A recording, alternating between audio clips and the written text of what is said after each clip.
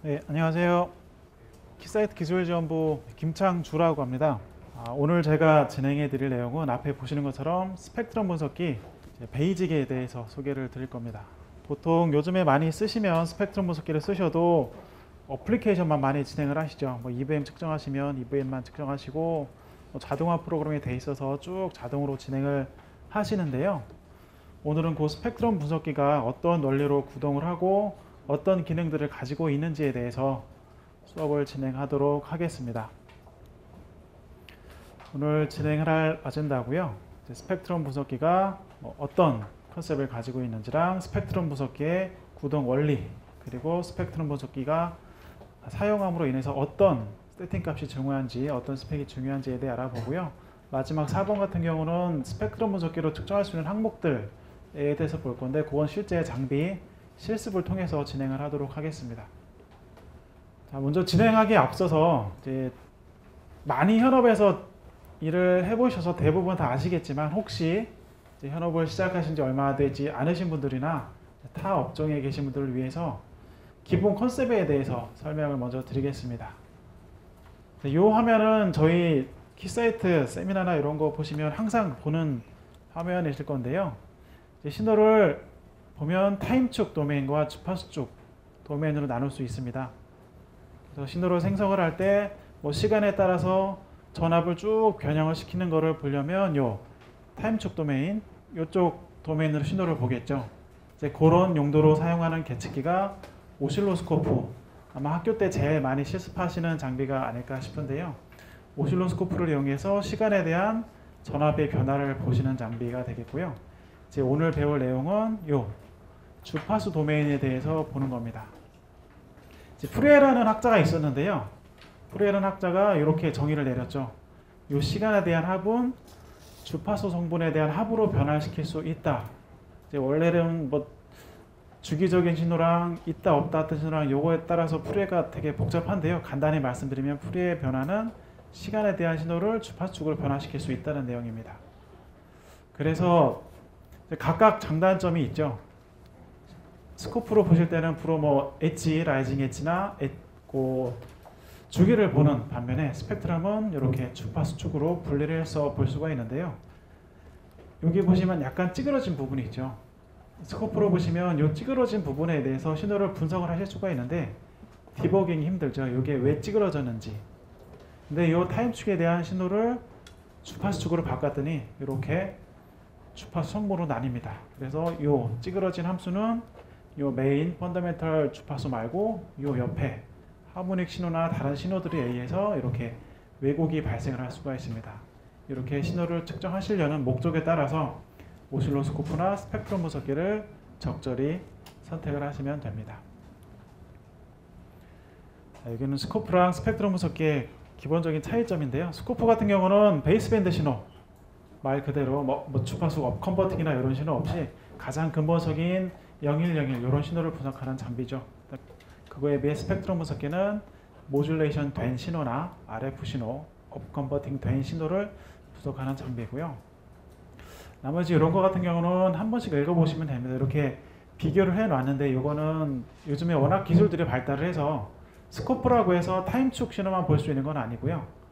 FFT 기능이 있어서 스코프로도 주파수를 볼 수가 있습니다. 마찬가지로 이 스펙트럼 분석기도 처음 나왔을 때는 주파수만 볼 목적으로 장비가 나왔었는데 요즘에는 제로스팬이나 이런 거를 이용해서 타임축 신호까지 볼 수가 있습니다.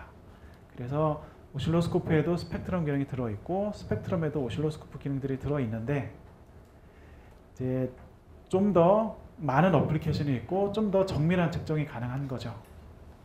그런 관점에서 보시면 되고요. 이것도 마찬가지입니다. 그거 스코프랑 스펙트럼에 대해서 정리를 해 넣은 내용이고요. 이제 이쪽이 이제 스펙트럼에서 어떤 거를 분석할 수 있는지, 스펙트럼에 측정할 수 있는 항목에 대해서 나타나는 겁니다. 이제 가장 기본적인 기능이 요 스펙트럼 분석기니까 스펙트럼을 분석을 할 수가 있어야겠죠. 신호가 쭉 나오는데 요거의 주파수가 얼마인지 그 스펙트럼을 볼 수가 있고요. 또 이렇게 가운데 같은 경우는 내가 원래 DUT나 어떤 특정 단말기를 만들었는데 이 단말기에서 내가 원하는 신호만 나와야 되는데 실제 그 신호 말고 다른 신호가 나오는지 뭐 EMI도 볼 수가 있고요. 인터ference 신호도 볼 수가 있고 이렇게 원하지 않는 신호들을 찾아내는 기능도 있습니다. 특히 리얼타임 스펙트럼이라고 해서 이따 실습이랑 잠깐 소개를 드릴 건데요.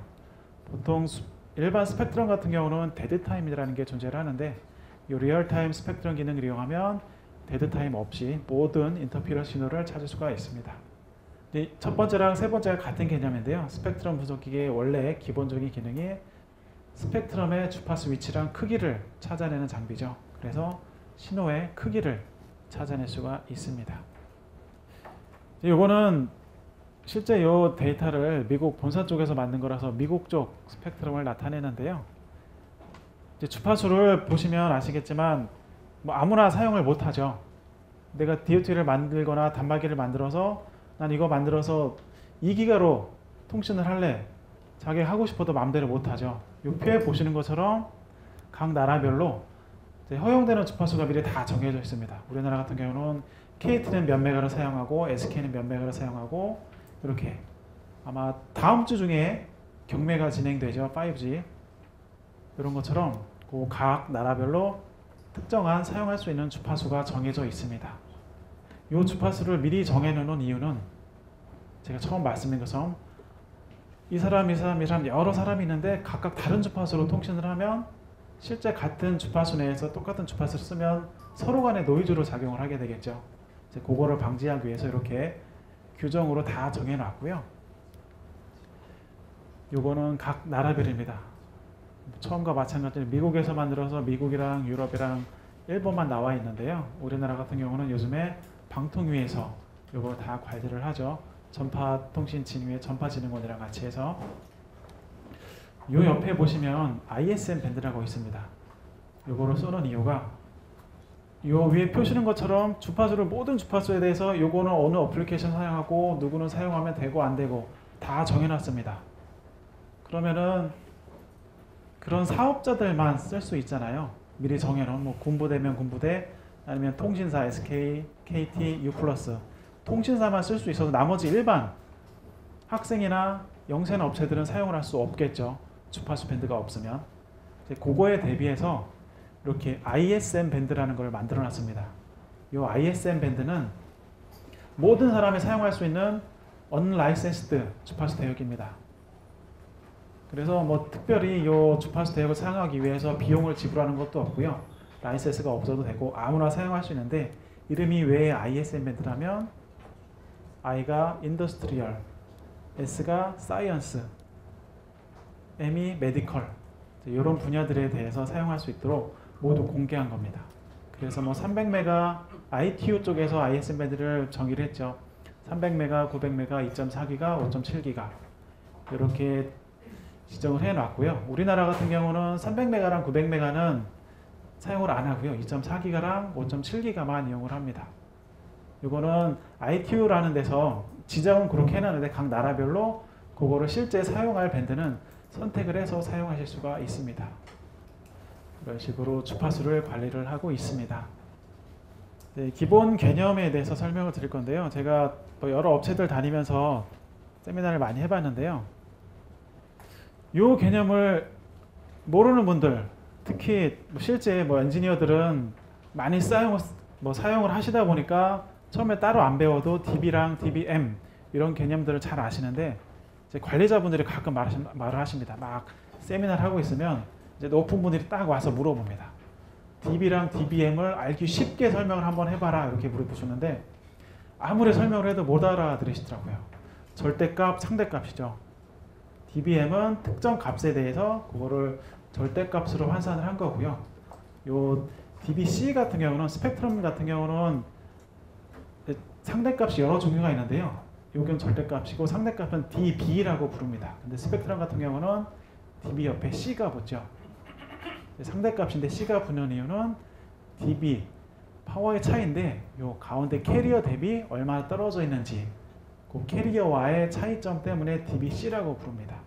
그래서 원래 신호가 1기가에서 뭐 0dBm을 쓰고 있다. 그런데 그 옆에 한 1.1기가에서는 마이너스 20dBm을 쓰고 있다. 그러면은 요거 차이는 마이너스 20dBC가 되는 겁니다. 그 dBC는 이 원래 신호의 캐리어 주파수 대비 20dB가 차이가 난다 해서 20dBc 이렇게 부르고요.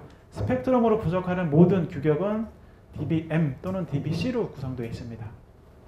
그리고 요거는 많이 물어보시죠. 스펙트럼 보시면 앞에도 써 있는데요.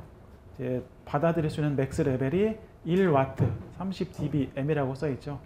요거는 계산하기 편하시게 요 세 가지 정도를 알아두시면 와트랑 dB 단위 계산하실 때 굉장히 편합니다. 어떤 쪽 분들은 와트만 계속 쓰시고요. 어떤 분들은 dBm만 계속 쓰셔서 서로 이제 말을 하는데 우리는 10dBm으로 써야 된다 이렇게 말하는데 계속 와트만 쓰시다 보면은 10dBm이 얼마인지 개념이 없으시죠. 이제 그럴 때 요 세 가지 정도 1mW랑 10mW랑 1W 정도 세 가지 정도만 이제 알고 계시면 이제 대화하실 때 굉장히 편하죠. 그래서 dB 이것도 기본적인 개념인데요. 파워가 2배면 dB는 3dB가 차이가 납니다. 만약에 1W를 쏘다가 2mW를 쏘면 그거는 3dB가 차이가 나는 겁니다. 이거는 기본 개념이니까 한번 제가 짚어드렸고요. 이제 본격적으로 테스트를 하게 됩니다. 뭐 특정 시스템이 됐든 DUT가 됐든 어떤 거를 개발을 하시면 그게 잘 되는지 안 되는지 테스트를 하셔야 되잖아요. 이제 그럴 때 자기가 업체에서 만드는 게 트랜스미터입니다. 쏘는 거죠. 그럼 이게 제대로 쏘는지 보려면 받는 쪽에서 그거를 보면 되겠죠. 그래서 트랜스미터를 만드는 쪽에서는 요 리시버 테스트를 해야 됩니다. 요 리시버 역할을 하는 게 스펙트럼 분석기가 되고요. 이제 리시버 쪽, 받는 쪽, DUT를 만드는 쪽에서는 나는 뭐를 받아서 이게 잘 신호를 분석을 할 수 있는지 봐야 되는데 그 기준에 되는 신호가 있어야 되잖아요. 이제 그 역할을 하는 게 신호 분석기가 됩니다. 그 내용이 이렇게 나온 겁니다. 트랜스미터를 테스트할 때는 요 스펙트럼 분석기를 이용해서 얘가 잘 쏘고 있는지를 테스트를 하는 거고요. 리시버 쪽에서는 기준이 되는 신호를 쏴서 얘가 잘 받아서 복조를 하든 아니면 분석을 하든 이거를 하는지 기능을 보는 내용이 이렇게 나와 있습니다. 이제 본격적으로 스펙트럼 분석기 이론에 대해서 설명을 드리겠습니다. 스펙트럼 분석기는 주파수랑 앰플리튜드를 측정하는 거죠. 그거를 위해서 두 가지 방식이 있습니다. 스윕튠 방식이라는 건데요. 스윕튠 방식은 정해진 주파수에 대해서 여기부터 여기까지 신호가 있는지 없는지 쭉 서치를 합니다. 그래서 신호가 있으면 이 화면에 뿌려주고 신호가 없으면 그냥 노이즈 레벨만 뿌려주는 방식입니다. 이게 스윕튠 방식이고요. FFT 어널라이저입니다. 이거 같은 경우는 아까는 쭉 스윕을 했는데 이거는 정해진 구간 안에서 병렬로 한 번에 쭉 잡아서 분석하고 쭉 잡아서 분석하고 이런 식으로 진행을 합니다. 그래서 오늘 진행할 내용은 이 스윕 어널라이저 방식에 대해서 진행을 할 거고요. 그 이유는 이 FFT 어널라이저 같은 경우는 DSP 칩에서 다 합니다. 그래서 뭐 특별히 이론이나 이런 거에 대해서 하실 게 없고요. 이 뒤는 스펙트럼 분석기의 기본. 많이 헷갈리시죠? 어떤 분은 스펙트럼 분석기라고 부르기도 하고 실제 장비를 보면 요즘에 나와 있는 건 다 이렇게 시그널 어널라이저로 나와 있습니다. 그 이유에 대해서 설명을 드릴 겁니다. 실제 스펙트럼 분석기가 처음 나왔을 때는 여기 기능이 많이 없었습니다. 말 그대로 스펙트럼, 주파수랑 앰플리튜드만 측정이 가능했습니다. 그래서 스펙트럼 분석기라고 불렀고요. 시대가 지나고 기술들이 많이 발전을 하면서 변조와 복조를 사용을 하게 됐죠. 그래서 신호를 변조를 해서 보내서 멀리 보내서 왜곡 없이 그거를 잘 복조할 수 있는지 그런 기술들이 많이 발전했는데 대표적인 게 지금 사용하고 있는 통신 기술들이죠. LTE가 됐든 WCDMA가 됐든 변조와 복조 기능들을 사용하게 됩니다. 그걸 하려면 필연적으로 복조 기능이 스펙트럼 분석기에 들어가야 되겠죠. 그래서 그 복조 기능들을 집어넣은 장비를 벡터 시그널 어널라이저라고 부릅니다. 그래서 이거 같은 경우는 스펙트럼 분석기는 처음부터 끝까지 신호가 없는지 쭉 훑어서 스펙트럼이랑 파워를 조사를 하고요. 이 벡터 시그널 어널라이저 같은 경우는 대표적인 게 EVM 값이 되겠죠. 특정 주파수에서 이 신호의 품질을 보는 겁니다. 얘는 스윕을 하는 개념은 아니고요. 자기가 알고 있는 신호에 대해서 주파수를 고정시켜서 그쪽에 들어오는 신호를 복조를 해서 얘가 어떤 데이터가 들어오는지 실제 볼 수 있는 기능이 이 벡터 시그널 어널라이저입니다. 또는 벡터 스펙트럼 어널라이저라고 부르기도 하고요. 그리고 이 시그널 어널라이저 같은 경우는 요거랑 합친 기능이라고 보시면 됩니다. 거기에 아까 처음 설명드린 대로 타임축, 시간에 대한 신호도 볼 수 있죠. 제로 스팬을 이용을 해서. 그래서 모든 기능들이 다 포함이 됐다고 보시면 됩니다. 그래서 요즘에 나와 있는 장비는 스펙트럼 분석기라고 부르지 않고 이 시그널 어널라이저로 부릅니다. 여기는 이제 수입 방식의 스펙트럼 분석기의 기본 블록 다이어그램인데요. 요거만 아시면 스펙트럼 분석기는 다 아신다고 보시면 됩니다. 혹시 뭐 고등학교나 대학교 때 햄이나 이런 라디오 하셨던 분들은 많이 보신 그림일 텐데요. 신호가 들어와서 로컬 오실레이터 통해서 주파수 한번 바꾸고 뿌려주는 거. 이제 이 디스플레이만 없으면 라디오랑 똑같죠. 라디오의 원리가 신호를 쏘면 특정 주파수를 잡아내기 위해서 옛날 라디오 써보신 분들 있을지 모르겠지만 이렇게 돌려서 주파수를 바꿨죠. 그 돌리는 게 요 로컬 오실레이터의 주파수를 바꾸는 역할입니다. 그래서 쏘는 쪽에서 뭐 FM 95.7 그러면은 이쪽에서 95.7로 만들어서 그 신호를 복조를 하는 거죠. 그래서 이렇게 주파수를 한번 바꾸는 방식을 슈퍼 헤테로다인 방식이라고 부릅니다. 마찬가지로 스펙트럼에서도 슈퍼 헤테로다인 방식을 써서 RF 신호를 바로 분석을 하는 게 아니라 중간 주파수인 IF 주파수로 바꿔서 분석을 하게 됩니다.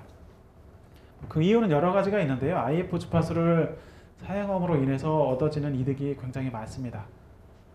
이쪽에서 뭐 신호가 많은 왜곡이나 변수가 있어도 이쪽 요 IF를 통하면 그게 서로 상쇄되는 기능도 있고요. 이거는 제가 특정 사이트 말고 RF 하시는 분들은 다 아시는 RF 땡땡 사이트 아시죠? 거기 들어가시면 IF에 대해서 설명 굉장히 잘 해놨습니다. 거기에 보시면 왜 IF를 쓰면 좋은지 거기에 대해 설명을 많이 해놨으니까요. 거기 가서 한 번씩 읽어보시고요. 간단히 설명을 드리겠습니다. 우선 이 앞에 인풋 시그널이 이 장비 앞에 보시면 인풋 연결되는 단자 쪽입니다. 그래서 앞으로 신호가 들어오면 제일 먼저 거치는 게 어테뉴에이터입니다. 어테뉴에이터가 하는 역할은 신호를 줄여주는 역할을 합니다. 신호를 왜 줄여주냐면 여기 보시는 게 믹서인데요. 믹서가 하는 역할은 RF 주파수랑 내부에 있는 로컬 오실레이터랑 섞어서 주파수를 IF로 바꿔줍니다. 근데 이 믹서라는 놈의 특징이 굉장히 민감합니다. 높은 신호도 받아들이지 못하고 막 신호가 변함에 따라서 특성도 많이 변하고요. 뭐 온도에 따라서도 특성도 많이 변하고. 근데 얘가 스펙트럼의 핵심 기능인데 가격이 굉장히 비쌉니다. 기능들이 좋은 대신에. 그래서 얘가 받아들일 수 있는 인풋 레벨이 보통 마이너스 10dBm 정도 그렇게 되는데 아까 설명드렸겠지만 인풋 레벨이 맥스 30dBm이라고 말씀드렸잖아요. 이 믹서는 마이너스 10dBm밖에 못 받아들이는데 이쪽에서 30dB가 들어옵니다. 그러면은 믹서가 망가지거나 세츄레이션이 일어나겠죠. 이 믹서도 특징을 갖고 있습니다. 이게 비선형 소자라서 원래 인풋이 여기고 출력이 여기면 반듯이 올라가는 게 제일 좋죠. 근데 이 믹서는 비선형 소자라서 어느 정도까지는 반듯이 올라가다가 갑자기 이렇게 쭉 개인이 꺾이는 부분이 있습니다. 그거를 P1dB라고 부르죠. 보통 선형성 많이 해보신 분들은 아시겠지만 쭉 반듯이 가다가 원래대로는 반듯이 가야 되는데 원래 그래프랑 실제 이 장비 쪽의 출력이랑 비교해서 1dB 떨어진 구간만큼만 이 장비에서는 신뢰를 할 수 있다고 판단합니다. 그렇게 P1dB고요. 이 믹서도 마찬가지로 마이너스 10dB까지는 선형성이 쭉 유지가 되는데요. 마이너스 10dBm 이상이 가면 주파수를 잘 바꾸는데 개인이 변하게 됩니다. 그래서 그런 목적으로 이 믹서를 보호하려는 목적도 있고 세츄레이션 일어난 방지하기 위해서 이 어텐 쪽에서 들어오는 신호를 감쇄를 시켜줍니다. 만약에 이쪽에 30dBm이 들어오면은 감쇄를 40dBm을 감쇄를 시켜서 이 믹서가 신호를 분석할 수 있는 가장 최적의 상태로 바꿔주게 됩니다. 그래서 이 어텐의 역할 제가 설명드렸습니다. 스펙트럼 분석기를 고장이 나서 수리를 많이 받으시는데요. 가장 많이 고장나는 게 이 어텐 쪽입니다. 일부러 그렇게 해놨습니다. 왜냐하면 이 어텐은 이 믹서에 비해서 가격이 저렴하거든요. 그래서 고장이 나더라도 이거 고장나는 것보다 이거 고장나는 게 경제적으로 훨씬 이득이죠. 그래서 이 어텐이 가장 앞단에 나옵니다. 이거는 프리셀렉터라고 하는 건데요. 뭐 스펙트럼 분석기가 이 앞에 보시면 케이블 연결되어 있는데요. 자기가 원하는 신호만 들어오는 게 아니죠. 나는 1기가 신호로 측정하고 싶어서 화면에 1기가 보겠다고 세팅을 해놨습니다. 근데 이 케이블을 통해서 들어온 신호는 1기가도 들어올 수 있고 1.1기가도 들어올 수 있고 전 대역에 대해서 다 들어올 수 있죠. 그거에 대해서 이렇게 한번 걸러주는 역할을 합니다. 프리셀렉터 쪽에서. 그래서 이거는 장비별로 그 크기가 뭐 100메가인지 10메가인지 장비별로 스펙이 다 정해져 있습니다. 그래서 이 프리셀렉터의 기능은 이 인풋 쪽으로 들어온 신호에 대해서 자기가 원하는 쪽 신호만 볼 수 있게 잘라주는 역할을 하고요. 이 믹서는 아까 설명드린 대로 들어오는 RF 신호를 이 장비가 분석할 수 있는 중간 주파수 IF 주파수로 바꿔주는 역할을 합니다. 그리고 여기 보시면 앰프 표시가 하나 있죠. 이게 IF 게인이라고 되어 있습니다.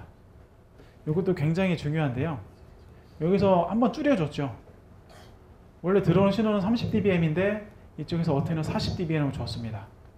그러면은 장비 쪽으로 들어가는 건 마이너스 10dBm이 되겠죠. 근데 장비 쪽에서는 이거를 마이너스 10dBm이라고 표시를 하면 잘못된 측정이 되겠죠.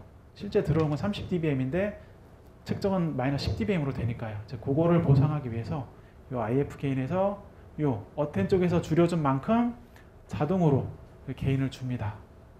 대신에 외부 어텐을 쓰실 경우에는 따로 게인을 주셔야죠. 요거는 내부에 있는 어텐이 기준입니다. 요거랑 요거는 그래서 쌍으로 같이 갑니다. 그리고 요게 요 스펙트럼 분석기의 오늘 배울 내용 중에 가장 중요한 부분인데요. IF 필터라고 있습니다. 신호가 들어오고 한번 걸러서 뭐 주파수 바꾸고 뻥튀기 시켜서 신호를 이제 분석하기 위해서 이걸 한번 걸러줘야 되는데요. 요 IF 밴드위스 또는 RBW 밴드위스라고 부르는데 요 IF 밴드위스가 레졸루션에 영향을 줍니다. 그래서 레졸루션 밴드위스라고 해서 RBW라고 부르고요. 이 RBW 설정에 따라서 이 스펙트럼에서는 신호 모양이 굉장히 많이 바뀝니다. 노이즈 레벨도 바뀌고요. 그래서 이거 설정에 따라서 측정하는 신호가 잘된 측정인지 잘 못된 측정인지가 나눠지게 됩니다. 그래서 이 RBW는 이따 자세히 설명을 드릴 건데요. 꼭 알고 가셔야 됩니다. 오늘 오셔서 이 RBW의 개념 하나만 알고 가시면 이제 오늘 오전 내용 중에는 한 90% 이상 다 아신다고 생각하시면 됩니다.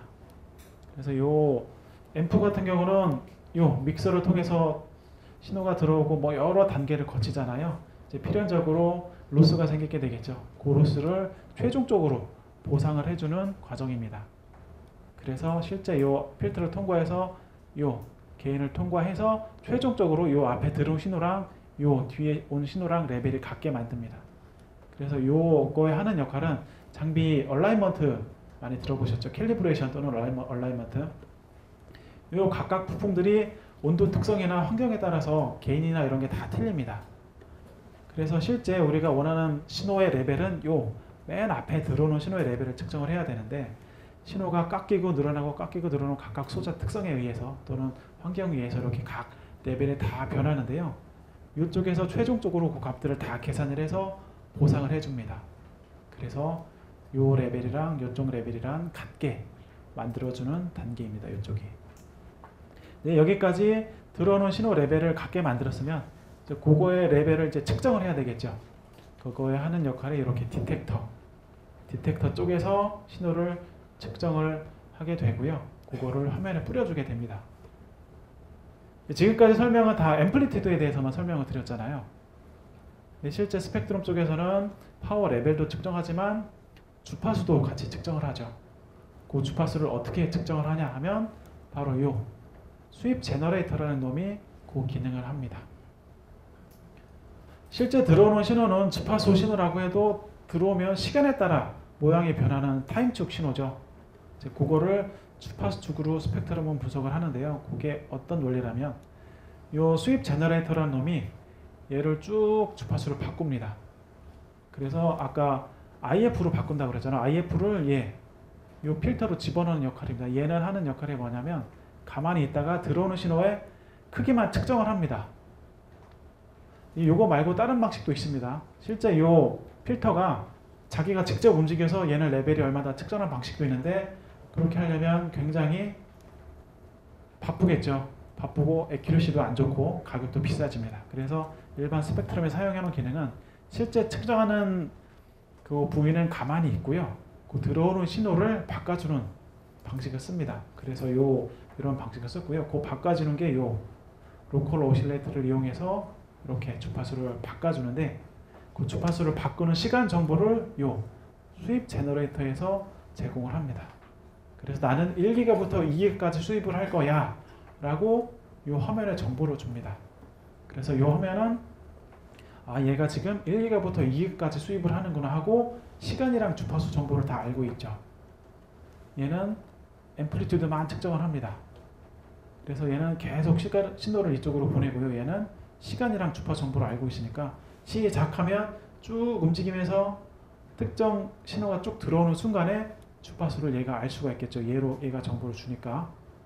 그래서 얘한테 시간 정보랑 주파수 정보를 받아서 이렇게 화면에 뿌려주게 됩니다. 그래서 위쪽에 하는 역할은 신호의 크기를 찾아내는 역할을 하고요.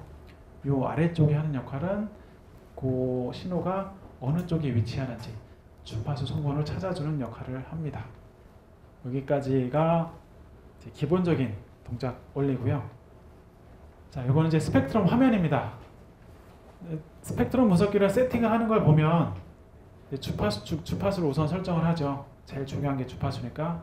방식이 두 가지 방식으로 나뉘더라고요. 어떤 분들은 이 가운데 주파수만 세팅을 하신 분들이 계시고요. 어떤 분들은 시작이랑 끝 주파수만 세팅을 하시는 분들이 계십니다. 똑같습니다. 뭐냐면 이 화면에서 이 화면을 우리가 세팅을 하면 이 화면에 들어오는 신호에 대해서 자기가 모든 신호를 보겠다라고 세팅을 하는 건데요. 여기 맨 앞에는 스타트 주파수와 스탑 주파수가 있습니다. 그래서 어디부터 어디까지 보겠다 세팅을 하셔도 되고요. 나는 보고 싶은 게 이 메인이 이거 하나다. 그러면은 이 가운데 센터 프리퀀시를 세팅을 합니다. 그리고 스팬이라는 게 있습니다. 스팬이 의미하는 거는 여기부터 여기까지 크기. 그래서 이 가운데 세팅하고 양 옆에 크기를 세팅을 하면 처음이랑 끝은 자동으로 세팅이 되는 거죠. 쉬운 예로 나는 1기가부터 3기가까지 신호를 보겠다 그러면은 세팅하는 방법이 두 가지가 됩니다. 시작 주파수를 1기가, 끝 주파수를 3기가 이렇게 세팅을 하셔도 되고요. 그 다음에 두 번째 방법은 가운데 센터 프리퀀시를 2기가로 세팅을 하시고 스팬을 2기가로 하시면 2기가 기준으로 양옆으로 1기가씩 보는 거니까 그렇게 세팅을 하실 수가 있습니다. 그래서 이렇게 센터 프리퀀시 요 가운데 주파수고 화면에 보시면 이렇게 정보가 다 나와 있습니다. 뭐 RBW가 얼마나 됐지, 얼마인지, VBW가 얼마인지, 뭐 지금 모드가 어떤 모드인지 이렇게 다 나와 있고요. 요 UI는 많이 안 보신 분들이 못 보신 분들도 계실 건데요. 요 장비 앞에 보시면 색깔이 까맣잖아요. 그 전까지는 저희가 하얀색 화면이었는데 UI가 이렇게 까맣게 바뀌면서 다 바뀌었습니다. 요 UI가 바뀐 가장 근본적인 이유는 키세트 장비는 성능은 굉장히 좋은데 타사 장비에 비해서 사용자 인터페이스가 좀 안 좋다 그런 피드백들이 좀 있으셔서 이렇게 바꿨고요. 이게 가장 근본적인 최종 목표는 모든 세팅을 터치 2번만에 세팅을 할 수 있도록 바꿨습니다. 예전 같은 경우는 특정 세팅을 하려면 모두 들어가서 어디 들어가서 이렇게 바꾸는 게 조금 불편하신 면이 있었는데 이 새로 나온 장비를 보시면 이렇게 위쪽에 각각 원하는 게 있고 이쪽에도 있어서요. 아무리 길더라도 2개 뭐 특정 EVM이나 이런 거 들어가면 한 3개 정도까지 있는데요. 최소한의 세팅으로 자기가 원하는 셋업을 할 수 있도록 UI가 바뀌었습니다. 이거는 믹서 부분인데요. 믹서는 아까 말씀드린 대로 RF 신호가 들어오면 이렇게 자기가 원하는 IF 신호로 바꿔주는 역할을 합니다. 그래서 요 밑에 내려오는 로컬 오실레이터에서 이제 로컬 신호를 주고요. 요 믹서를 쓰는 이유가 아까 제가 스펙트럼 분석기는 실제 레벨을 측정할 때 요 측정하는 놈이 이렇게 움직이면서 얘는 얼마다, 얘는 얼마다, 얘는 얼마다 이렇게 측정하는 방법이 있고요. 나는 가만히 서 있으면서 신호 보고 오라고 합니다. 나는 여기 서 있어서 레벨만 측정을 할 테니까 신호 네가 나한테 쭉 와라 이렇게 하는 방법이 있는데요. 저희 스펙트럼은 두 번째 자기는 가만히 서 있고 신호를 이쪽으로 밀어주는 방식을 사용하는데요. 요게 그 기능을 합니다. 얘는 RF는 가만히 있는데 얘가 바뀌면 주파수 두 개가 같이 들어가면 주파수의 합성분과 차성분이 생깁니다. 그래서 합성분이랑 차성분을 이용해서 장비에서 분석을 하고요. 얘가 하는 역할은 나는 여기 딱 서 있고 얘가 원하는 신호를 쭉 밀어주는 그런 기능을 하죠. 말씀드린 대로 이 믹서가 스펙트럼 분석기에 가장 민감하고 가격도 많이 나가는 이 스펙트럼 분석기에 뭐 이게 좋은 장비다 안 좋은 장비다 스펙이 좋다 안 좋다는 대부분 믹서 성능과 로컬 오실레이터의 성능에 의해서 좌우가 됩니다. 이제 그런 역할을 이 믹서라는 놈이 주파수를 바꾸는 역할을 하고요. RBW입니다. RBW는 들어오는 신호는 아날로그 신호잖아요. 근데 이 스펙트럼 쪽에서 보시면 디지털로 바꿔야 되죠. 디지털로 바꿀 수 있는 방법이 여러 가지가 있겠죠. 만약에 여기부터 저기까지 쭉 어떤 선이 있습니다. 선 모양이 높은 데도 있고 낮은 데도 있고 이렇겠죠. 그래서 그 선을 다 표현을 하면 좋겠지만 메모리 크기 한계 때문에 다 표현을 못하죠. 그래서 AD라는 과정을 거칩니다. 아날로그를 디지털로 바꾸는 과정을 거칩니다. 아날로그로 디지털로 바꾸려면 여러 가지 고려해야 될 사항이 있겠죠. 여기부터 저까지 디지털로 바꾸는 게 몇 개의 포인트로 바꿀지 이것도 정해야 되고요. 각 포인트에서 얼마만큼 크기로 신호를 분석할지 이것도 바뀌고요. 그래서 이 RBW가 하는 역할은 아날로그 신호를 디지털로 바꾸는데 얼마만큼 크기로 측정을 할지 그거를 정하는 겁니다. 그리고 여기부터 저기까지 몇 개의 샘플을 조사를 할지 정하는 거는 장비별로 AD 샘플 레이시라고 미리 스펙이 정해져 있습니다. 보통 저희 스펙트럼 분석기는 1초에 50메가의 샘플을 채취를 합니다. 1초 동안 그냥 가만히 있다가 50메가만큼 계속 측정을 하는 거죠. 얘가 왜 중요하냐면 자, 이 위치에서 신호를 측정합니다. 신호 측정하시면 신호라 측정이라고 말하면 헷갈리시니까 이제 땅이 있습니다. 땅이 있는데 그 땅의 무게를 측정을 해야 됩니다. 근데 땅의 무게가 다 같은 게 아니죠. 무거운 쪽이 신호가 높은 거고 가벼운 쪽은 신호가 낮은 거죠. 자, 그래서 만약에 어떤 특정 왕이 병사들한테 여기부터 저기까지 어디가 땅이 철이 많고 어디가 돌이 많고 어디가 나무가 많은지 알아내라 라고 시켰습니다. 그럼 병사들 10명이 쭉 갔죠. 병사들 10명이 가서 모두 흙이면 뭐 삽 하나로 풀면 무게가 다 똑같겠죠. 근데 특정 위치에서 뭐 특정 철이나 이런 게 있습니다. 그쪽에서 풀면 무게가 무겁죠. 이렇게 각각 그 구분이 확실하게 되면 상관이 없는데 특정 병사가 서 있는데 여기가 서 있는 데는 그냥 땅인데 바로 옆에 보니까 철이 묻혀 있습니다. 근데 삽을 작은 거를 딱 풀면 흙만 폭에 들어가게 되겠죠. 근데 삽을 이만한 큰 거를 씁니다. 원래대로라면 요 자기는 흙이니까 흙만 퍼야 되는데 삽을 큰 거를 씀으로 인해서 바로 옆에 있는 철이 들어가게 되겠죠. 그래서 자기는 여기 서 있어서 흙 무게만 재야 되는데 큰 삽을 쓰면 여기 옆에 있는 철의 무게가 같이 더해집니다. 이게 그 개념입니다. 원래 이런 신호가 두 개가 있습니다. 이렇게 요 밑에 노이즈가 그냥 흙이라고 보시고요. 요 신호 있는 게 이제 철이라고 보시면 됩니다.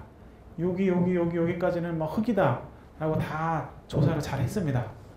이제 여기 있는 병사는 철이 있어서 무게가 많이 나갔어 하고 이렇게 보고를 했습니다. 근데 여기랑 사이 요 중간에 있는 병사가 제일 애매하죠. 작은 삽을 풀면 요 철 성분이 안 들어가겠죠. 근데 큰 삽을 쓰면 바로 여기 있는 병사는 요 철까지 무게까지 같이 포함이 되게 됩니다. 그래서 요 레졸루션 밴드위드가 하는 역할은 요 신호를 측정을 할 때 얼마만큼 크기로 측정을 할지 그 역할을 합니다. 이거를 작게 잡으면 작게 잡을수록 자기 쪽에 있는 신호만 측정을 하게 되겠죠. 그래서 좀 더 정확한 측정이 되게 됩니다. 그래서 요 두 가지 신호가 있는데 신호가 이렇게 측정이 될 수도 있고 이렇게 측정이 될 수도 있고 이렇게 측정이 될 수도 있는데 그 차이는 요 IF 밴드위드 크기에 따라서입니다. 만약에 여기에서 측정을 요 큰 필터로 측정을 하게 되면 요거만 측정을 하게 하는 게 아니라 요거 플러스 요것도 반영이 되고요. 요 가운데서 측정을 하게 되더라도 요거랑 요게 다 반영이 되고 여기서 측정을 하게 되면 요게 반영이 됩니다. 그래서 원래 이런 신호가 이렇게 쭉 퍼져게 되겠죠. 근데 좀 더 작은 걸 쓰니까 여기서 측정할 때는 이게 반영이 되긴 되는데 굉장히 조금만 반영이 됩니다. 그래서 중간에 보시면 이렇게 화면이 조금 찌그러졌죠. 조금 반영이 되고요. 이제 더 작은 필터를 쓰니까 요거랑 요 두 개의 신호를 잘 구별을 하게 됩니다. 네, 이렇게 찌그러진 부분이 이렇게 더 작게 적용을 했더니 이렇게 자기 위치에 있는 신호만 적절하게 찾아낼 수가 있습니다. 이제 여기에 RBW의 기본 개념이고요. 이게 왜 중요하냐면 요거 설정에 따라서 원래 들어오는 신호는 두 개인데 하나로 보일 수가 있고요. 들어오는 레벨이 다 틀린데 이 레벨을 못 찾는 경우도 있고 이건 뒤에 나오는데 이 RBW가 작으면 작을수록 근데 그럼 무조건 RBW를 작게 하면 좋은 거 아니냐라고 생각을 하시는데 RBW 작게 하면 좀 안 좋은 점이 생깁니다. 뭐냐면 수입 타임이 굉장히 길어집니다. 이 필터가 RC 필터로 이루어져 있는데요. 혹시 필터 설계하시는 분들이 계실지 모르겠지만 RC 필터를 작게 요 크기를 작게 하려면 그 시정수 때문에 C의 시정수 값 때문에 응답 속도가 굉장히 느려집니다. 그래서 필연적으로 스펙트럼 분석기에 처음부터 끝까지 신호를 한번 쭉 수입하는 시간이 굉장히 길어집니다. 요즘 같은 경우는 뭐 하모닉이나 인터ference 볼 때 보통 1기가, 2기가 넓은 레인지로 보잖아요. 그렇게 해놓고 스펙트럼 분석기의 가장 작은 RBW를 1Hz인데요. 1Hz로 설정을 하시면 이 한 번 수입하는 데 한 1시간 걸립니다. 그럼 측정을 못하게 되겠죠, 거의. 그런 식으로 이 필터를 설정을 하실 때 어떤 신호를 측정하실지에 따라서 또는 목적에 따라서 각각 잘 맞게 설정을 해주셔야 되고요. RBW 필터를 크기를 크게 하면 수입 속도는 빨라지는 대신에 이렇게 신호의 애큐러시 레졸루션이 안 좋아지게 되고요. 크기를 작게 하면 신호는 잘 찾아내는데 수입 시간이 오래 걸립니다. 자, RBW 필터를 통해서 이제 얘가 하는 역할이 요 가만히 서서 레벨 측정하는 고놈의 역할입니다. 그래서 들어온 신호의 크기를 측정을 합니다. 제가 아까 RBW 스펙트럼 분석기는 샘플링 레이시 50메가/s라고 말씀드렸잖아요. 1초에 50메가 샘플을 쭉 받아들입니다. 근데 그 신호를 다 쓰는 건 아니고요. 실제 스펙트럼 쪽에 뿌려주는 화면은 보통 5만 개, 5천 개 이렇게 정해져 있습니다. 이걸 수입 포인트라고 부르는데요. 이 장비 쪽에서 세팅을 할 수가 있습니다. 그래서 만약에 수입 포인트가 100개다 그러면은 들어오는 50메가 신호를 100개로 바꿔줘야 되잖아요. 그래서 그 대표값을 정하는 방법이 이 디텍터 타입이 있는데요. 여러 가지 디텍터 타입이 있는데요. 자, 여기 칸 보이시죠? 칸 하나가 점 하나라고 보시면 되는데 이 화면에 뿌려주는 점 하나. 이 점 하나를 표현하기 위해서 이 실제 스펙트럼이 이제 수입한 데이터가 이 선이라고 보시면 됩니다.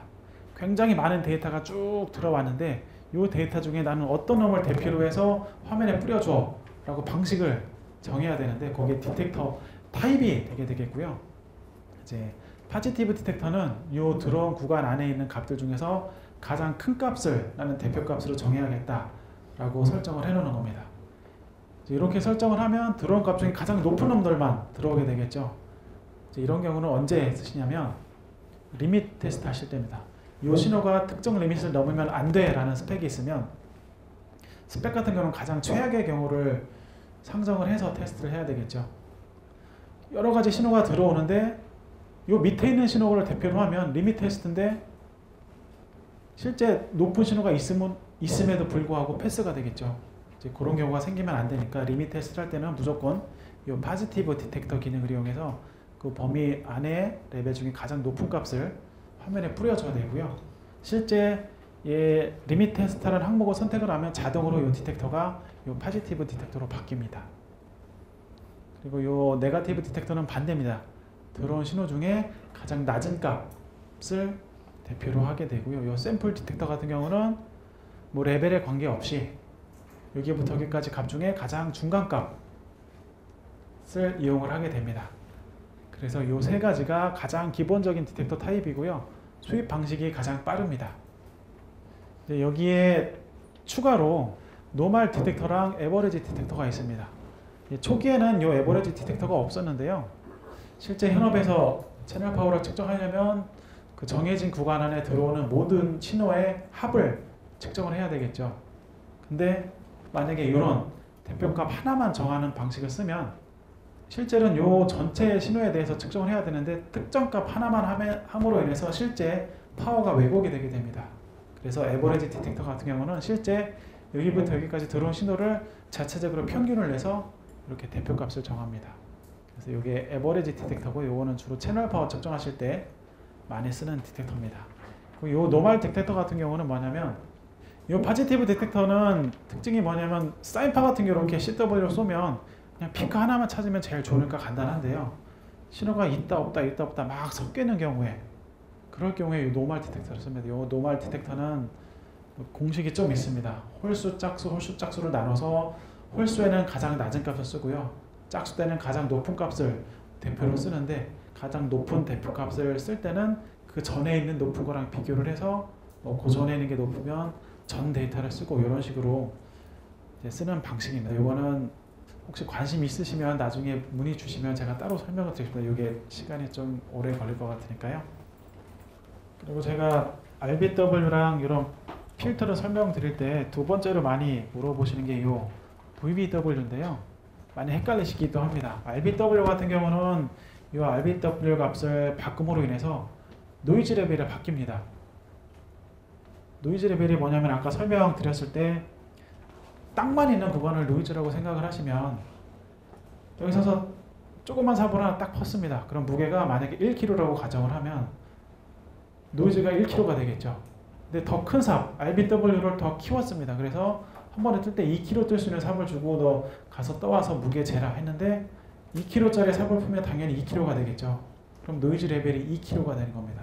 그래서 RBW를 크게 하면 크게 할수록 노이즈 레벨이 높아집니다. 그리고 RBW를 작게 하면 작게 할수록 노이즈 레벨은 더 떨어집니다.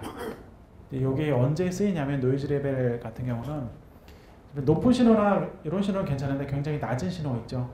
하모닉 신호나 IMD 신호 측정할 때는 레벨이 굉장히 낮은데 그런 신호를 측정하시는데 RBW를 크게 하시면 장비 노이즈에 신호가 다 붙여서 아무것도 분석을 못합니다. 그럴 경우에 RBW 세팅을 잘 해주시고요. 그런 것처럼 이제 RBW는 세팅 값에 따라서 이 노이즈 레벨 자체가 변하는데요. 이 VBW 같은 경우는 노이즈 레벨 자체에는 영향을 주지 않습니다. 대신에 이 로우 패스 필터를 통과해서 이렇게 찌글찌글한 성분들을 원래 레벨은 유지를 하고 이렇게 보기 힘들죠. 이렇게 찌글찌글하면 이렇게 보기 좋게 만들어주는 기능이 이 VBW입니다. 그래서 이 VBW는 원래 신호 레벨에 영향을 주지 않고 깨끗이 바꿔주는 방법이 있고요.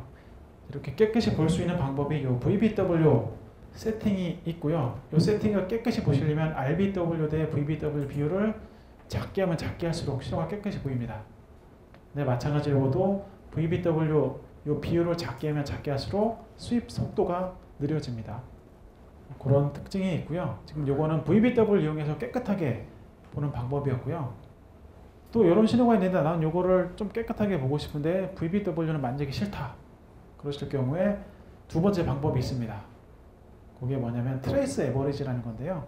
여기 화면에는 안 나오는데 스펙트럼 같은 경우는 한번 쭉 수입을 해서 결과를 뿌려주고 두 번째 수입을 해서 쭉 뿌려주고 세 번째 수입을 해서 쭉 뿌려주고 각 수입 한번 끝날 때마다 업데이트를 하는 방식인데요. 트레이스 에버리지를 하시면 트레이스라는 게 뭐냐면 요 화면에 나와 있는 결과입니다. 측정을 100번을 해서 그거를 평균을 냅니다. 트레이스 에버리지라는 기능이. 그래서 요 찌글찌글한 신호가 100번을 측정해서 평균을 하면 특정 값으로 수렴을 하게 되겠죠. 그래서 결국은 이 트레이스 에버리지를 써도 이렇게 VBW로 쓴 효과가 나타납니다. 그리고 마지막 세 번째로 디텍터 타입이죠.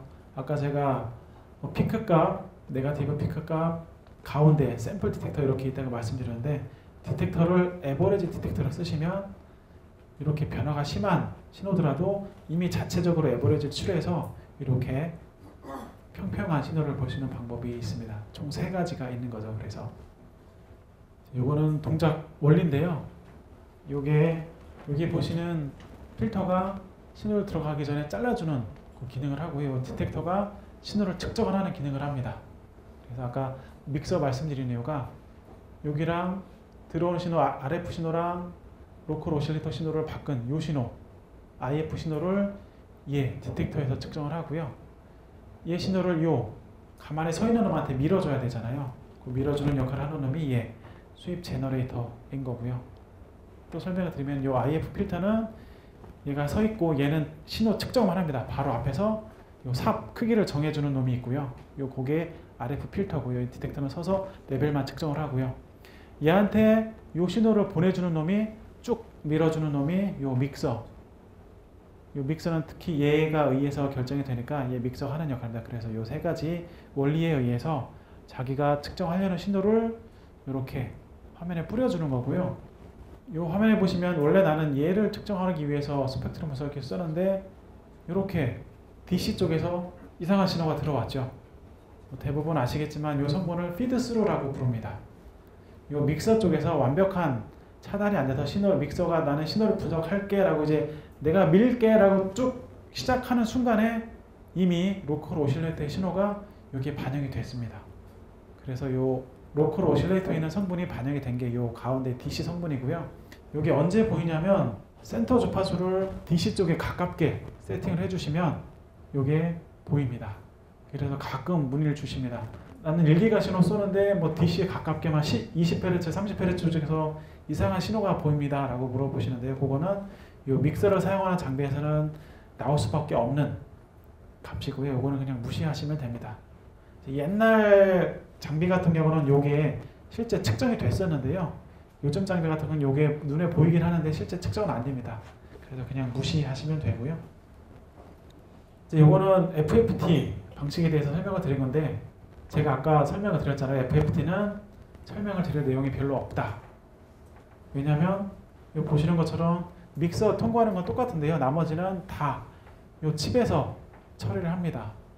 그래서 이거를 FFT 방식이라고 부르고요. 저희 키사이트 장비는 수입 방식이랑 FFT 방식을 다 지원을 합니다. 그래서 따로 세팅을 안 하시면 들어오는 신호랑 스팬, 수입 타임에 따라서 이거를 자동으로 제가 바꿔줍니다. 가장 최적화된 상태로. 그래서 여기 어드밴티지, FFT 기능의 어드밴티지를 보시면 어널리시스 밴드위스에 있는 모든 신호를 다 찾아낼 수 있다 라고 나와 있죠. 요게 어드밴티지로 나와 있는 이유가 요 수입 방식의 디스어드밴티지를 보면 수입 방식 같은 경우는 수입을 한다고 쭉 말씀드렸잖아요. 근데 신호가 여기 가만히 있으면 괜찮은데 신호가 있다 없다 있다 없다 하고 막 여기 생겼다 막 왔다 갔다 합니다. 그럴 것 같은 경우는 수입 방식을 쓰면 얘가 수입할 때 그 위치에 있을 때만 레벨을 찾아낼 수가 있죠. 이미 지나가는데 그 자리에 신호가 뚝 생깁니다. 그러면 수입 방식 같은 경우는 그 신호를 놓치게 됩니다. 그래서 로스트 신호라고도 부르는데요. 그 놓치는 경우가 수입 방식에는 있는데 이 FFT 방식을 쓰면 그 놓치는 신호 없이 모든 신호를 다 찾아낼 수가 있습니다. 대신에 여기 보시면 정해진 밴드위스 내의 신호라고 그랬잖아요. 어널리시스 밴드위스라는 옵션이 있는데 그 정해진 구간 안에 있는 신호만 한꺼번에 측정을 가능합니다. 근데 여기에 단점이 뭐냐면 그 측정할 수 있는 밴드위스 가격이 굉장히 비싸고요. 그 밴드위스 크기도 한정이 되어 있습니다. 보통 나는 한 10기가 대역에 걸쳐 신호를 다 보고 싶다. 근데 얘가 갖고 있는 옵션이 보통 기본적으로 40메가, 높으면 160메가, 아니면 특정 케이스에 굉장히 고 사양이 필요하다 그러시면 1기가까지 가능하긴 한데요. 그걸 하면 1기가 옵션이 보통 다른 장비 한 대 가격입니다. 그래서 이 밴드위스가 리밋이 걸립니다. FFT 방식의 장단점이었고요. 리얼타임 스펙트럼 분석기입니다. 아까 제가 수입 방식의 단점이 신호를 놓치는 경우가 생긴다고 말씀드렸잖아요. 이 FFT 방식도 마찬가지입니다. 이 차이는 요 AD 쪽에서 신호를 쭉쭉쭉쭉 병렬을 하는데 신호 처리하고 뿌리고 그 사이에 데드타임이 존재합니다. 만약에 신호가 쭉 뿌리고 올려주고 그 다음 그 데이터를 캡처할 사이에 신호가 존재를 하면 그 신호를 놓치게 되는데요. 이제 리얼타임 같은 경우는 그 데드타임을 줄이기 위해서 메모리를 병렬을 놓습니다. 첫 번째 병렬 메모리 하나 놓고 뒤에 이어서 바로 중간 정도에 걸쳐서 이제 오버랩이라고 부르는 기술인데요. 신호를 여기서 한번 조사하고 여기보다 조금 느리게 여기서 한번 조사하고 여기에 한번 조사하고 이렇게 병렬로 겹치게 신호를 서치를 해서 이제 데드 타임을 줄인 거고요.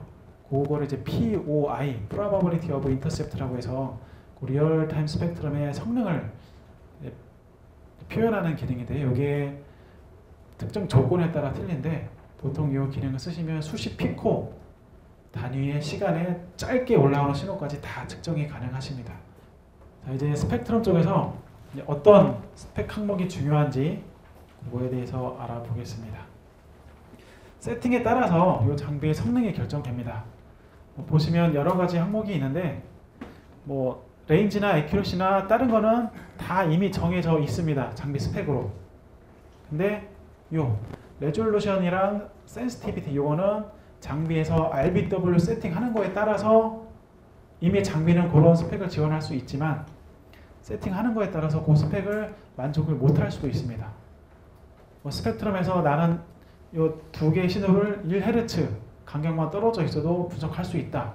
레졸루션의 그런 의미인데 레졸루션이 뭐냐면 인접해 있는 신호를 얼마나 잘 구별해낼 수 있는지 그런 스펙인데요. 만약에 10Hz만큼 떨어지는 신호가 있습니다. 근데 RBW를 1메가로 설정을 했습니다. 그럼 이거를 구별할 수 있을까요? 없을까요? 못하죠. 어느 범위에서 이 레벨을 찾아도 두 개의 신호가 한꺼번에 반영이 되겠죠. 그래서 이 RBW 세팅에 따라서 이 레졸루션이 영향을 많이 받습니다. 그리고 이 센시티비티는 제가 아까 RBW 크기를 작게 하면 작게 할수록 노이즈 레벨이 떨어진다고 말씀드렸죠. 나는 이 스펙에 보니까 이 장비는 마이너스 160dBm까지 측정 가능하다라고 해서 딱 구매를 하셨습니다. 근데 실제 장비를 받아서 측정을 하려고 세팅을 딱 했는데 노이즈 레벨이 마이너스 120에 있습니다. 당연히 160dBm 신호는 측정 못하죠. 근데 이 RBW 개념을 모르시는 분들은 장비가 고장났다고 이제 바로 영업사원에 전화를 하시죠. 160dBm 신호 측정할 수 있다고 해서 샀는데 안 된다 이런 식으로 따지시죠. 그때는 그러지 마시고요. 요 RBW 세팅을 바꾸시면 요 센시티비티 레벨을 충분히 낮게 하실 수가 있습니다. 이거는 데이터 시트 보실 때 타사 장비는 모르겠는데 저희는 스펙이라고 표시되어 있는 항목이 있고요. 티피컬이라고 표시가 되어 있는 부분이 있고 노멀이라고 표시가 되어 있는 부분이 있습니다. 그 차이에 대해서 설명을 드린 거고요. 이 스펙 같은 경우에는 요 주어진 조건에서 테스트를 하면 무조건 정해진 숫자를 만족을 하는 경우 스펙이라고 부르고요. 이제 티피컬 같은 경우에는 보시겠지만 요거만큼 측정 만족을 못 시키지만 대부분 만족을 시키고 그 퍼센티지가 95% 만약에 100대를 테스트를 하면 100번을 테스트를 하면 95% 정도는 만족을 한다 그러면은 이렇게 스펙이 아니라 티피컬이라고 표시를 합니다. 스펙에 보시면 제일 쉬운 예로 노이즈 레벨 같은 경우에는 스펙이 마이너스 160dBm이다. 그러면 티피컬은 그거보다 좀 더 좋아질 수가 있습니다. 이 노이즈 레벨 같은 경우도 장비별로 다 틀려질 수 있는데요. 이게 장비 특성 소자가 틀리다 보니까 다 조립하고 나서 특정 결과를 봐야 정확히 알 수 있습니다. 그래서 장비 100대를 만들었는데 100대는 무조건 160dBm까지 떨어진다라고 했을 때 스펙은 160dBm인 거고요. 티피컬은 100대 중에 테스트했더니 100대는 무조건 160dBm을 만족했는데 그 중에 95대는 마이너스 165dBm까지 측정이 된다. 그러면은 이 티피컬 스펙은 마이너스 160dBm인 겁니다. 그리고 노멀 같은 경우는 이렇게 정해진 수치는 없지만 이 정도라고 측정될 것이다 라고 하는 기대치가 노멀로 표시가 되고요. 혹시 이제 스펙을 보실 경우가 있으시면 요 조건이 명시가 되어 있으면 스펙은 어떤 조건이고 티피컬은 어떤 조건이고 노멀 어떤 조건이고 장비 데이터 시트 맨 앞에 명시가 되어 있으니까 한 번씩 보시고요. 이거는 인풋 레벨 아까 말씀드렸죠. 이 장비가 받아들일 수 있는 레벨 요 이상으로 레벨이 들어가면 장비가 망가집니다.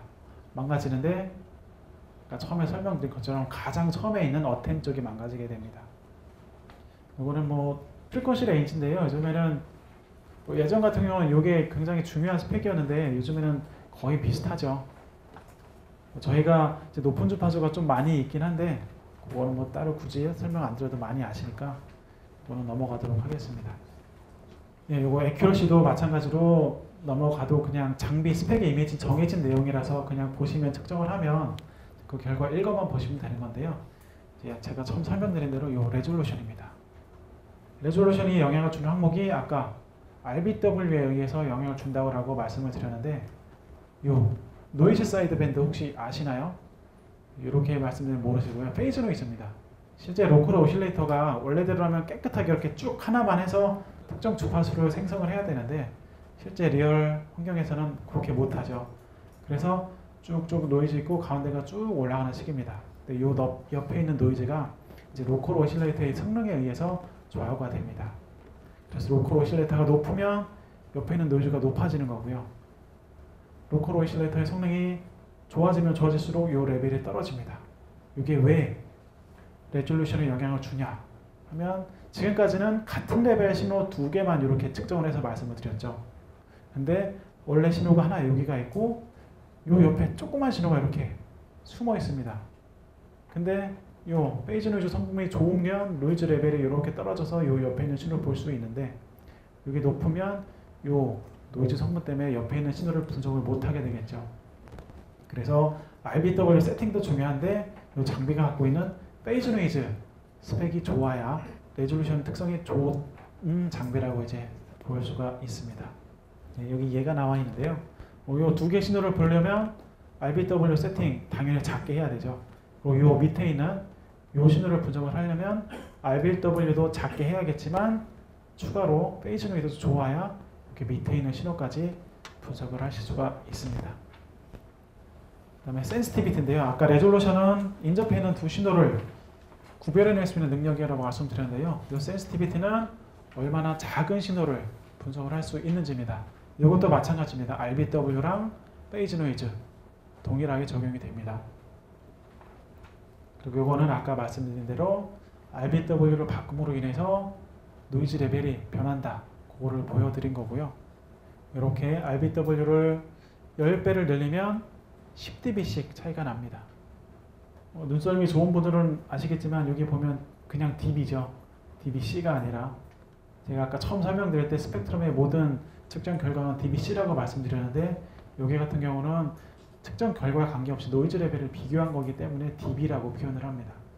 dBm이랑 dB랑 혹시 헷갈리시는 분들을 위해서 제가 설명드렸고요. 아까 이거는 이제 비디오 밴드위스 설명드린 건데 이거를 비디오 밴드를 작게 하면 원래 이렇게 노이즈인지 신호인지 모르는 경우에 작게 했더니 이렇게 신호가 잘 표시가 됐다. 이런 걸 나타낸 거고요. 지금 이 슬라이드 화면에는 없지만 이렇게 애매한 경우가 있습니다. 이 애매한 경우가 기준이 뭐냐면 노이즈가 있고 신호가 있는데 뭐 아예 크면 얘는 노이즈고 얘는 신호다 라고 판정을 하게 되겠죠. 근데 그 신호가 노이즈 레벨은 여기인데 신호가 점점 작아집니다. 그래서 어디까지를 신호로 보고 어디까지를 노이즈로 봐야 될지 기준이 좀 애매하잖아요. 그때 저희 키사이트에서 추천해드리는 레벨은 2.2dBm 정도 차이가 나면 이거는 신호라고 보시고요. 이 노이즈 대비 이 볼록 나와 있는 신호가 2.2dB보다 작다 그러면은 노이즈일 확률이 크다라고 보통 말씀드립니다. 근데 이거는 절대적인 건 아니고요. 저희가 많이 측정을 해봤더니 보통 이렇다라고 통계적인 값입니다. 그래서 굉장히 낮은 신호를 측정할 때 마이너스 나는 하모닉 신호를 측정하는데 서드 하모닉을 측정을 하다 보니까 스펙트럼의 스펙을 보면 160dBm까지 측정은 가능합니다. 근데 노이즈랑 신호랑 거의 비슷할 때 이제 판정을 할 때 이런 기능들을 쓰고 아까 말씀드린 2.2dB를 염두에 두시면 이게 노이즈인지 신호인지 판정을 하는데 도움이 많이 될 것 같습니다. 그리고 이제 아까 어텐 말씀드렸는데 어텐 쪽에서 줄여진 신호를 IF 게인에서 다시 올려준다고 그랬잖아요. 스펙트럼 기능이 굉장히 좋고 다양한데 또 이건 스펙트럼의 한계인데요. 들여온 신호를 줄여줬는데 줄여줄 때는 신호 레벨과 노이즈는 그대로지만 신호 레벨만 줄여주겠죠. 근데 얘를 다시 IF 게인 쪽에서 다시 올려줍니다. 올려주려면 스펙트럼 입장에서는 어떤 놈이 신호고 어떤 놈이 노이즈인지 모릅니다. 당연히 모르겠죠. 얘는 그냥 디텍터에서 디텍팅만 하는 역할이라 하니까. 그래서 어텐을 주면 줄수록 노이즈 레벨이 IF 게인 쪽에서 이제 높여주는 과정에서 이렇게 노이즈 레벨이 올라갑니다. 그래서 말씀드린 이유는 굉장히 낮은 신호를 측정을 하시려면 첫 번째로 RBW를 최대한 낮게 설정을 해주시고요. 이 어텐을 0으로 두셔야 됩니다.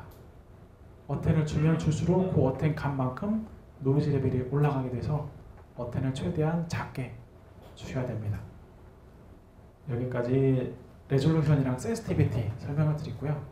뭐 나머지 자료들은 그냥 읽어보시면 되고 실제 장비에서 정해진 스펙대로만 있는 거니까요. 요 레졸루션이랑 센시티비티만 염두해 주시면 될 것 같습니다. 그리고 다이내믹 레인지는 말 그대로입니다. 동시에 측정할 수 있는 사전적 의미는 동시에 측정할 수 있는 가장 큰 신호와 가장 작은 신호의 차이를 다이내믹 레인지라고 하는데요. 이거는 측정하는 신호가 어떤 신호인지에 따라서 스펙이 다 틀립니다. 데이터 시트에 다 명시가 되어 있습니다. 그래서 그냥 일반적으로 CW 측정할 때는 메저먼트 레인지가 나와 있고요. 뭐 하모닉이나 이런 거 측정할 때는 하모닉에 대한 다이내믹 레인지가 그 표로 다 나와 있으니까 그거 보시면 될 것 같습니다. 그래서 그 원리를 다 적용을 하면 이렇게 다이내믹 레인지가 하나만 의미하는 게 아니라 여러 개의 관점으로 나뉠 수 있다 라는 겁니다. 이 슬라이드가 있는 이유가 진짜로 이런 경우가 있었는데요. 어떤 분이 전화해서 이 다이내믹 레인지가 얼마예요? 라고 문의를 하셨습니다. 근데 저희 쪽 신입사원이 이 메저먼트 레인지라고 생각을 하셔서 한 150dB라고 말씀을 드렸습니다. 근데 그 고객은 실제 요 CW 두 개를 측정하는 게 아니라 하모닉 신호를 측정하는 경우가 있습니다. 보통 하모닉은 뭐 길어봤자 마이너스 30dBm까지 높아봤자 측정이 안 되는데 저희 쪽에서 우리는 30dBm까지 측정됩니다 라고 말씀을 하니까 굉장히 좋다고 하시면서 구매를 하셨죠. 근데 실제 측정을 해보니까 안 되는 경우가 있었습니다. 그래서 이 다이내믹 레인지를 알아보실 때는 어떤 거를 측정하시는지에 따라서 어디에 적용되는지를 꼭 확인을 하셔야 됩니다. 자, 여기까지 기본 이론에 대해서 설명을 드렸고요. 메저먼트 이그젬플을 한번 보겠습니다. 이런 화면들을 많이 보셨죠? 기본 스펙트럼이 처음에 나왔을 때는 이런 기능들 말고 주파수랑 앰플리튜드만 측정이 됐었는데요. 스펙트럼을 보시면 기본적으로 이런 기능들이 다 내재가 되어 있습니다. 채널 파워랑 OBW랑 HP, CCDF, 버스트 파워 이런 기능들이 다 내재가 되어 있고요. 이거는 아날로그 신호 측정 기능들입니다. 아까 처음 스펙트럼 분석기 구분에 대해서 설명을 드릴 때 스펙트럼 분석기랑 벡터 스펙트럼 분석기를 나눴잖아요. 그 중에 이거는 스펙트럼 분석기 아날로그 신호에 대한 내용입니다. 벡터 신호 같은 경우는 제일 많이 쓰시는 EVM 복조를 해서 그 복조의 신호 품질 그거를 본 게 벡터 시그젠이고요. 이거는 기본 옵션 중에 원 버튼 파워 스트라고 해서 이 장비를 구매하시면 메저 버튼을 누르시면 채널 파워를 측정할 수 있고 다 측정할 수 있는데 요거의 단점은 세팅을 직접 다 해주셔야 됩니다. CDMA 신호라고 가정을 할게요. CDMA 혹시 개발하셨던 분들 계실지 모르겠지만 CDMA의 채널 파워를 측정을 한다 그러면은 뭐 간단하죠. 그냥 채널 파워 매저에서 채널 파워 누르시고 CDMA 밴드위스가 얼마면 그 밴드위스 값만 설정을 해주시면 됩니다. OBW도 마찬가지로 다 마찬가지인데요. 이제 ACP가 들어가면서 조금 복잡해집니다.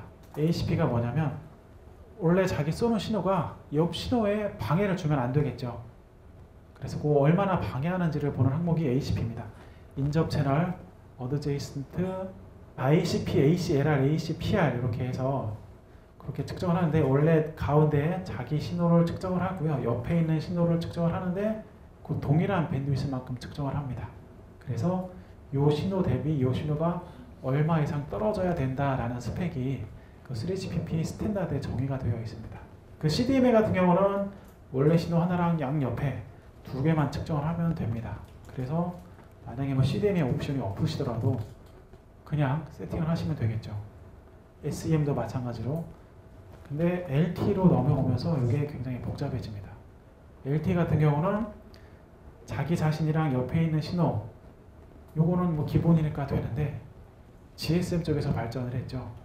옆에 LT랑 GSM 채널이 나란히 있는 경우 또 옆에 LT랑 GSM이랑 CDM이 같이 있는 경우 모든 항목들에 대해서 ACP를 다 측정을 하게 되어 있습니다. 이 스펙을 찾아보려면 굉장히 복잡하겠죠. 세팅하기도 복잡하고 이제 그런 경우를 대비해서 이 장비에 보면 LTE 옵션이 있습니다. 그래서 LTE 옵션을 이 장비에 설치를 하시면 이런 모든 세팅들이 자동으로 다 세팅이 되어 있습니다. 그래서 리콜 버튼을 누르시고 각 항목별로 나는 요런 항목을 측정할 거야 라고 선택을 해주시면 요 밑에 있는 세팅 값들이 요게 세팅 값들인데요. 자동으로 쭉 세팅이 되게 됩니다. 그래서 지금까지는 뭐 많이 요 베이직 옵션을 구매하셔서 많이 측정한 항목들을 요거 윈도우 베이스라서 저장이 가능한데요. 셋업 파일을 저장해서 많이 쓰셨습니다. 근데 LT로 넘어오면서 요 세팅할 파일들이 보통 50개, 60개 LT 어드밴스도 오고 CC 개념 들어가면 보통 100개가 넘어갑니다. 밴드위스별, 그 케이스별 그런 항목들을 다 세팅을 못 하시겠죠.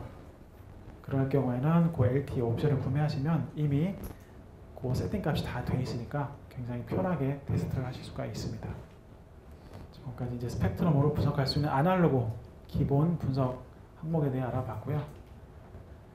트래킹 제너레이터입니다. 네트워크 분석기 혹시 다 써보셨나요? 네트워크의 기본적인 역할이 응답 특성을 보는 거죠. 또 DUT에. 만약에 이게 DUT입니다.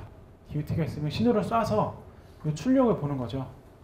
그 네트워크 포트가 쏘는 놈, 받는 놈 따로 있어서 이런 신호를 쏠 때는 뭐 이렇게 쭉 평탄한 신호를 쐈는데 받을 때 보니까 특정 주파수에서 이렇게 볼록 올라왔습니다. 그럼 이 DUT는 그 주파수에서 게인이 얼마다라는 응답 특성이 있는 거겠죠. 그거를 측정하려면 네트워크 정식 장비가 있어야 되는데요. 이 스펙트럼의 트래킹 제너레이터 기능을 이용을 하시면 간이적인 네트워크 기능을 사용하실 수가 있습니다. 그게 트래킹 제너레이터는 옵션이고요. 요 왼쪽 편에 보시면 시그젠 기능이 있습니다. 수입을 할 수 있는. 그래서 DUT랑 연결해서 입력 쪽에 연결하시면 쭉 수입을 해서 이렇게 응답 특성을 보실 수가 있습니다. 이 DUT는 이 주파수에서 게인이 생기는 DUT다라는 걸 볼 수가 있습니다. 이거는 그 트래킹 제너레이터의 블록 다이어그램이고요. 이거는 이제 이 장비에 설치할 수 있는 옵션들입니다. 굉장히 많죠. 뭐 CDMA, WCDMA, GSM, 5G, 지금 요즘에는 5G까지 다 탑재가 되는데요. 5G가 이 장비 자체에 내장이 안 돼 있었는데 이번에 5G가 옵션이 이 장비에 추가가 됐습니다. 그전에는 5G 신호를 측정하시려면 해보신 분들은 아시겠지만 VSA 89601B라는 소프트웨어를 이용해서 이 장비랑 PC랑 연결해서 굉장히 여러 가지 세팅을 해주셔서 분석을 하셨는데요. 이제 이렇게 5G 신호가 이 장비에 탑재가 돼서 이제 간단히 버튼을 누름으로 인해서 측정이 쉽게 되고요. 이 X 시리즈 매더먼트에는 측정할 수 있는 항목들이 굉장히 많습니다. 페이즈 노이즈 비교도 가능하고요. EMI도 가능합니다. 대신에 EMI 같은 경우는 풀 컴플라이언스는 안 되고요. 프리 컴플라이언스라고 해서 간이적인 테스트입니다. 하드웨어 구조를 보면 이 스펙트럼 분석기랑 EMI 전용 장비랑 동일합니다.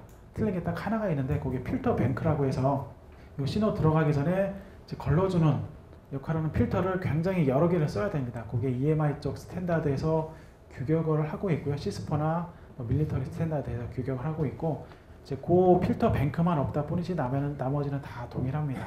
그래서 이 스펙트럼 분석기에 EMI 옵션을 탑재를 하시면 EMI 분석까지 가능합니다. 그리고 일반 통신 어플리케이션도 가능하고요. 싱글톤 IMD나 하모닉도 다 측정이 가능하고요. 요즘에는 이 스펙트럼 분석기 하나만 있으면 거의 모든 신호를 측정하실 수 있다고 보시면 됩니다. 그리고 만약에 스펙트럼 자체로 측정이 안 되시면 제가 아까 말씀드린 VSA 89601B라는 소프트웨어가 있는데 그거를 추가를 하시면 그 VSA에서는 거의 100여 개가 넘는 측정 항목을 측정을 하실 수가 있습니다. 오늘 뭐 네트워크 어널라이저랑 스펙트럼 분석기 비교해 놓은 건데요. 그 아까 트래킹 제너레이터 때문에 나와 있는 내용이고요. 그리고 이제 저희 쪽 스펙트럼 분석기 간단히 포트폴리오로 설명을 드릴 건데요. 이 장비를 많이 보신 분들도 있으실 텐데 대부분은 요 아마 하얀색 장비를 보셨을 거예요. 아까 말씀드린 대로 저희가 키사이트로 이름이 바뀌면서 장비 UI도 바뀌고 색상도 바뀌었습니다. 이게 가끔 물어보시는데요. 검정색 그런데 정확한 명칭은 차콜 그레이라는 색상이고요. 그리고 모든 제품들이 이제 키사이트에서는 이런 색깔로 나올 거고요. 스펙트럼 분석기는 이 내부에 윈도우가 탑재가 되어 있습니다. 그래서 윈도우에 모든 프로그램을 다 설치를 하실 수가 있습니다. 오픈 윈도우라서. 근데 이 장비가 아시겠지만 굉장히 고가라서 될 수 있으면 저희가 추천해드리는 기본 프로그램만 쓰시는 게 좋고요. 추가를 하시려면 이제 바이러스 프로그램 정도는 탑재를 해주셔도 되는데 혹시라도 이게 고장이 나면, 그리고 여기 윈도우 리커버리 기능이 있잖아요. 이 장비도 마찬가지입니다. 쓰다가 프로그램이 서로 엉켰다 그러면은 리커버리를 쓰시면 공장 초기화돼서 바로 쓰실 수가 있습니다. 그러니까 너무 걱정하지 마시고요. 제일 쓰실 때 중요한 점은 이 인풋 레벨, 그거만 주의해 주시면 됩니다. 나머지는 다 리커버리가 되고 수리도 되고 하니까요. 그래서 포트폴리오를 말씀드리면 이 가운데 있는 게 X 시리즈 스펙트럼 분석기라고 해서 저희 키사이트에서 나오는 가장 기본적이고 성능도 좋고 이 안에 모든 장르가 대부분 포함이 됩니다. 이제 이거는 EVM, 벡터, 시그널 제너레이터까지 기능이 있는 거고요. 이게 보시면 아시겠지만 BS에는 스펙트럼 어널라이저라고 되어 있잖아요. 이거는 시그널 어널라이저고, 그 이유 아시겠죠? 스펙트럼 분석기는 벡터 기능이 없습니다. AM이랑 FM까지는 분석이 되는데 EVM, LTE EVM을 측정을 한다 그러시면 요거는 지원이 안 됩니다. 그래서 꼭 요 복조 기능까지 하고 싶으시면 요 X 시리즈를 선택을 해 주셔야 됩니다. 이거 아시겠지만 주파수 레인지나 이런 거는 여기 써 있는데요. 실제 이거는 장비 단독으로 했을 때 여기까지 분석이 가능한 거고요. 50기가 110기가까지 나와 있는데요. 이거 말고 외부 믹서를 쓰시면 테라 단위까지 측정이 가능하십니다. 테라는 1000기가죠. 1000기가. 어플리케이션을 쓰는 데는 많이 있지는 않은데 AT&T 국방 쪽이나 하모닉 측정할 때 간혹 쓰시는데 1테라까지 외부 믹서를 쓰시면 바로 연결 가능하시고요. 저희 키사이트에서도 협력 업체를 통해서 저희 키사이트에서 구매도 가능하십니다. 기술 지원까지 가능하고요. 그래서 이 스펙트럼 분석기에 대해서 EXA, PXA, CXA 이렇게 나뉘는데요. 이거는 밑에 있는 거에서 위로 올라갈수록 성능이 좋아지고 가격도 비싸집니다. 그래서 나는 기본적인 신호를 측정을 하고 EVM만 볼 거야 그러시면 기본 CXA만 선택하시면 되고요. 나는 밴드위스도 굉장히 넓어야 되고 성능도 굉장히 좋아야 되고 페이지 레이저도 굉장히 좋아야 된다 그러시면 맨 위에 있는 이 UXA를 장비로 선택을 하시면 됩니다. UXA 장비 같은 경우는 밴드위스가 1기가 밴드위스까지 가능합니다. 아까 기억하시는 분들이 있을지 모르겠지만 FFT 기능은 밴드위스에 제한을 했잖아요. 리얼타임도 마찬가지로. 그래서 이 1기가 밴드위스를 갖는 장비가 있으면 리얼타임 기능을 1기가에 대한 모든 신호를 리얼타임으로 분석을 하실 수가 있습니다. 근데 만약에 CXA를 선택을 하셨으면 리얼타임이 아예 안 되고요. 이 MXA부터 리얼타임이 되는데 맥스가 160메가까지 밖에 안 됩니다. 그러면은 한 1기가 전 대역에 걸쳐서 인터피어런스 신호를 보셔야 되는데 이런 장비를 선택을 하면 안 되시겠죠. 특정 160메가만 분석을 할 수 있으니까 넓은 신호에 대한 리얼타임을 쓰실 거면 넓은 밴드위스를 옵션이 있는 장비를 선택을 하셔야 됩니다. 그리고 EMI 같은 경우는 이렇게 모양이 조금 틀립니다. 이거는 주파수 레인지에 따라 두 개로 나뉘었는데요. 이거는 아까 말씀드린 필터 뱅크가 이 장비에 내장되어 있는 EMI 전용 장비입니다. 그렇다고 해서 이 장비로 EMI만 측정할 수 있냐? 이것도 또 아닙니다. 여기에 일반 어플리케이션을 추가를 할 수가 있습니다. 이거는 이제 액세서리에 대한 건데요. 장비 자체도 중요하지만 액세서리도 굉장히 중요합니다.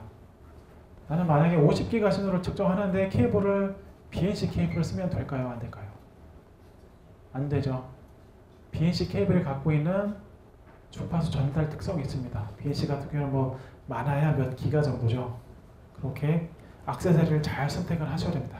보시면 그 장비는 이 앞에 보시면 자기 장비가 지원할 수 있는 주파수 레인지에 따라서 커넥터 타입이 다 틀립니다. N타입이 될 수도 있고 3.5mm가 될 수도 있고 2.4mm가 될 수도 있습니다.